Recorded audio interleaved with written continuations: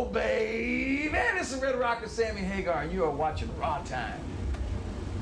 Austin, Texas. What's up? I'm Dave, your host for rAwTiMe, and welcome to a very special moment in time. We're here backstage. You're never gonna guess. The one and only, the Red Rocker, Sammy Hagar, in the flesh. How are you, man? What's happening, man? I'm good. I'm excited. Good to see you back in Austin, Texas again, man. Well, you know what's really funny about Austin? It's like, on previous tours back on the VOA Tour and 3 Lock Box Tour was the last time I played in Austin as Sammy Hagar. We only played here twice with Van Halen, I think, or something like that. Austin, everyone said, oh, it's not a good rock market. I'm saying, baloney, man.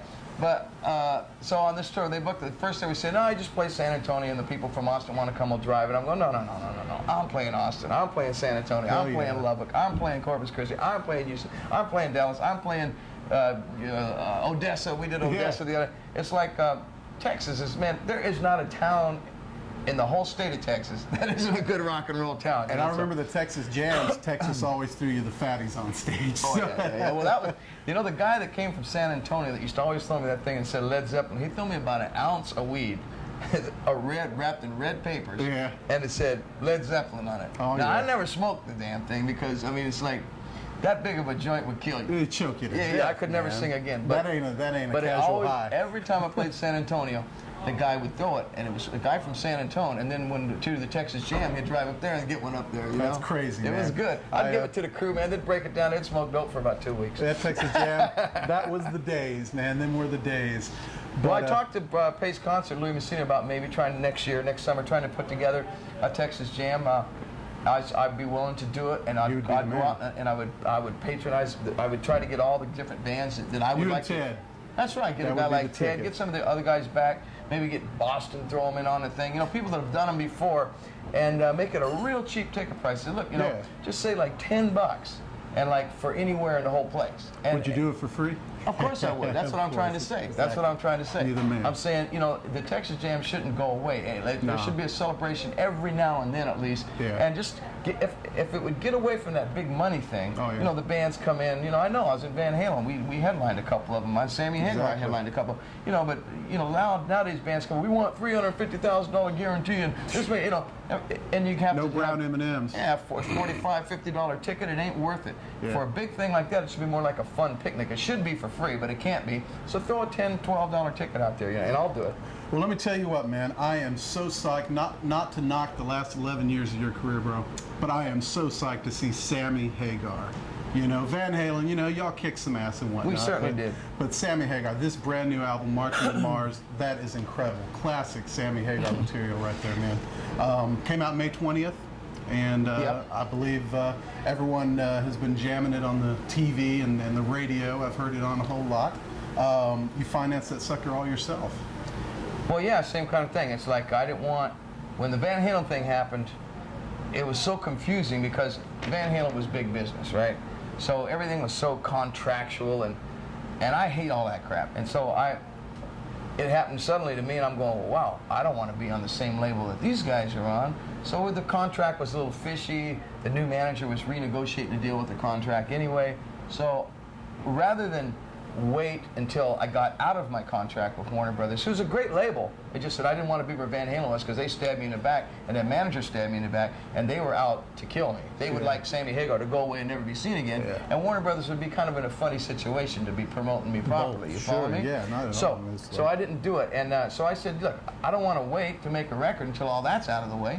So I just went and made a record, and that didn't get cleared up till January. So see, if I'd have waited, I wouldn't have started my record till January. I'd still be, right now my record would just be coming out. And I've done 55 shows, man. What do you mean? You still beat them other guys, that's for sure. So. But that wasn't the idea. I just was anxious to do something. I was pissed at those guys that they didn't want to go in the studio and make a real record like I wanted to do in last June. We'd have had a record out. If they'd have done what I wanted to do, Van Halen would have a new record out. We'd be just like me in the middle of a tour right now. Instead, they want to do that greatest hits crap with 2 David Lee Roth songs. And if, you know, I'm saying, hey, if that's what you guys want to do, fine. You do anything you want, but I think it's jive. So, make a long story short, I financed it myself because I just wanted to get on with it. That's good, man. And MCA, It's where you wound up. They jumped man. right in, man. You know, they heard the record and just said, "Wow!" But I finished the record before I played it for anyone. It was great. Yeah, that's cool. And wow. I understand you kind of want to take a little vacation time, and then you, I guess, ran into Mickey Hart on the plane and had a little discussion, right? You said it. Exactly what happened. That's pretty cool, yeah, man. Mickey said to me, he goes, "Well, when Van Halen first broke up, I said, well, I'm just going to kick back in Hawaii." I took my wife, my brand new baby, and we just went over to Hawaii. And then Mickey Hart's on the plane. He goes, "Well, no," he goes, "you got to jump right back into it." He goes, "When Jerry died," he goes, "you know, that's what saved me." He goes, "If it wasn't for just jumping right back in the studio and writing songs and playing music," he goes, "I'd still be trying to figure out what I wanted to do." Because, you know, something that powerful as Van Halen, you know, we were a tight band, you know. Yeah. We were like the real stuff, you know. And so when that goes away, you gotta either, if you sit and think about it, you kind of get lost. I've decided something in life. This is a good philosophy, folks. It's like people, you say, "Gee, I just don't know what to do." You don't know what to do. But if you just start doing anything, you'll first of all, you usually start doing what you really want to do, because your heart and your brain will automatically think, "Well, I'd like to do this." You start doing. You just start doing it, and then you don't try to think of how you're doing it or what's going. You just do it, and that's what I did. I just jumped in feet first and started doing it. I didn't think about what kind of record I wanted to make. I didn't think about what kind of band I wanted to have. I just started writing songs and recording them.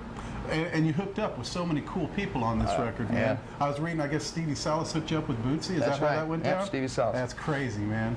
You know, all my friends, they came jumping in. It was like the Joe Cocker tune, well, the Beatles song, but Joe Cocker had to hit with a little help from my friends. Exactly. And it was just, they just all jumped in. It was just so cool. Everybody said, "Hey, I'm there. Well, you need me for anything? Hey, Sammy, what are you up to? Yeah, if you need a slide player, right. Need a slide player, give me a call. You listen. Hey, you need a harp player, give me a call. All right, you know, I'm going, come on down." Hell yeah. You know? It was great. Sounded a great effort, man. Little White Lie is the first single. We're about to check out the video and come back for a little bit more. And you know, what's going on in that video? I think that's one of the songs you wrote in terms of Van Halen. Well, when they started telling everybody what happened, you know, when the rAw thing blew up, everyone saw that. That thing blew up, right? When that thing happened, they started getting panicked because they realized that if the fans would have, if they'd have said to the fans, "Okay, we're replacing Sammy with Roth," some of the fans would have bought it, right? At least they're going, "Well, at least it's still Van Halen," right? But then when they said, "No, it ain't going to be Roth or Sammy, we're getting this other guy," the fans are going, whoa, wait a minute. So they start saying, "Well, Sammy quit." You know what I mean? And when it backfired on them, they start blaming me. Yeah. And I saw them on TV acting like I burned them. I'm going, wait a minute. You know, they were lying. So I wrote this song about it. And when I made the video, you guys gotta laugh. I wanted to use all monkeys on the instruments. A guitar player, a bass player, and a drummer that were monkeys, you know, dressed like dudes. Just because I thought it would be funny. Not because I was really trying to burn them. Come on, that's funny. It's humor, hell yeah, exactly. man. Have monkeys smoking cigarettes and shades and, you know, playing crutches. drums. Yeah, well, I didn't want to burn them. Like I said, I just wanted to make fun of it a little bit cool. and laugh. And so, but no, man, the record company and MTV, everyone freaked out. They started saying, "Well, you're going to really take a chance that can either work for you or it might really bite you in the ass." And I said, "I don't like getting bit in the ass, you know?" No, sir. So I didn't do it. So I threw a monkey in there, though. That's good, yeah. See the monkey Just playing a little guitar. bit, gotta have it. So let's check that out. We'll be right back with the Red Rocker, man. Hey, who were those guys? Zipper on the mouth. That couldn't feel good, man. That was Little White Lie from Sammy Hagar's latest, Marching to Mars. And y'all know who that is. Y'all know who that is. Anyhow, man, I got just a little bit more time here with you. I want to touch a few more items. Saw you on, I actually didn't hear the whole thing on the radio thing, but I saw you on the E! Show with Howard Stern. Seemed like he was kissing your ass real good while you were there. It's so weird. I think Howard's afraid of me. You know, I've been on there twice, and, you know, he talks, man, that guy has drugged me through the coals. When Roth has been on there, man, he in his book, his first book, he was talking about, you know, Sammy Hagar said he's going to kick my ass. He ain't kicking nobody's ass because I'll sue him. He's got too much money to be kicking my ass. And I'm going, you know, he was like bragging me, right? And when I got there, man, he was so nice, man. He's going, "Oh, yeah, Roth, he's going bald. And, oh, he can't sing. We all know Roth can't sing." You know? And then the second time, the same thing. He was totally in my favor against the brothers, you know. That's just Howard Stern. He makes a living and built a career off of controversy. Yeah. And so it's just the way he does it. But I don't care. I actually like the guy. When you're around him, he's really a cool guy. You know, off camera, you know, when he's sitting and shoot the shit. Sure. He's totally cool. But you know, he's into that shock thing. You know, it's like I'm not really into that. Yeah. I don't. Cool, let's put it like this. Into the real.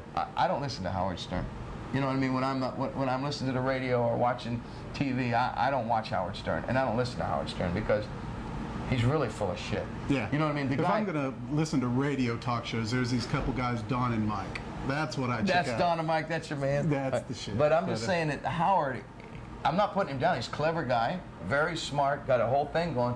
But I don't think that he believes in anything. I'd rather listen to a guy that's telling you what he believes in or has really conviction. You know, a guy like Ted Nugent, for instance. Sure. Okay, Ted, you know, you may not like his music or not, but Ted's for real. Yeah. He does shoot animals, and he eats them. Yeah. You know, he does it. He ain't just talking crap to make people pissed off. That's what Howard does. He tries the controversy. He doesn't believe in this stuff, so I don't listen to him because all he does is just try to wind people up. Exactly.